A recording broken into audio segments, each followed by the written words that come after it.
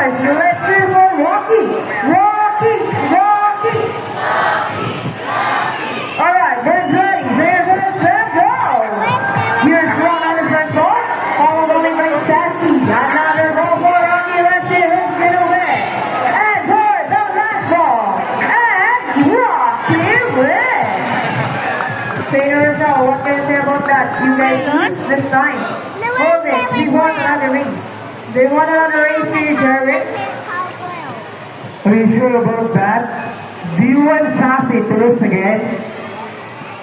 This time, I guarantee you that Sassy and I will win. So what race do you have in mind? I want a ring race. And what is a ring race? The first person is operating to the pole, the fastest is the winner, and that is the ring race. So the ring race is shall be. Remember that boys already have 1 point. So girls, let's turn louder for Sassy to win this time. We'll be doing this again, and this time a ring race. Ready, set, go!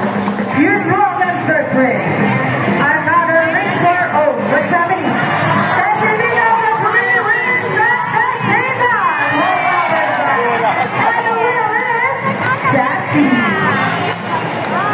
Say, Jerry, what do you think about that? 3 rings at the same time. Hey, you guys cheated. Oh, you think you cheated? No, we didn't cheat. Sassy just used her brain. Oh, so let's do